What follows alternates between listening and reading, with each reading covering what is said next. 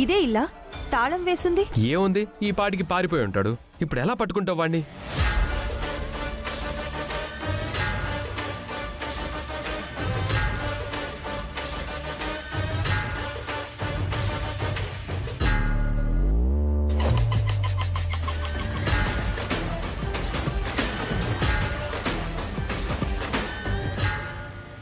తాళం వేసి పారిపోయిన తర్వాత ఇంకెంత వెతికితే మాత్రం ఏం దొరుకుతాడు? చరణ్, నువ్వు ఆవేశపడుకో. అసలు వాడు కావాలని నగలు కొట్టేసుండొచ్చు. కానీ యాజ్ ఇట్ ఈజ్ మీ దగ్గర నగలు ఎలా ఉన్నాయో అలాంటి నగలే ఎలా తీసుకొచ్చాడు?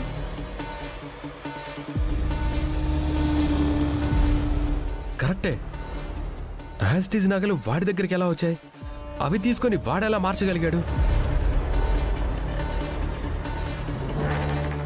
ఆ మెరుగు పెట్టడానికి వచ్చినవాడు అలాంటి నగలు తీసుకొచ్చాడంటే నిజంగా నీకేం తెలీదా పల్లవి? నువ్వు కూడా నన్ను అనుమానిస్తున్నావా చరణ్?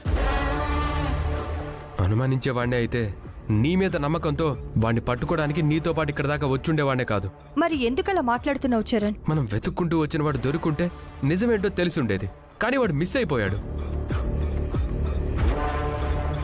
ఇప్పుడు మా ఇంట్లో ఉన్న నగల్లాగే అలాంటి గిల్టు నగలే ఎలా వచ్చాయని మా ఇంట్లో వాళ్ళు అడిగితే ఏం సమాధానం చెప్తావు? దీంతో సంబంధం లేదని చెప్పి ఎలా ఇంట్లో వాళ్ళని కన్విన్స్ చేయగలుగుతావు? ఇప్పుడెలా పల్లవి?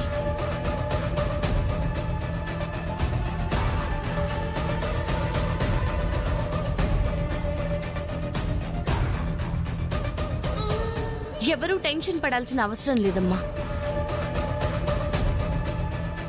నేను దొంగని కాదు అని నిరూపించుకోవడానికి వాడే దొరకాల్సిన అవసరం లేదు.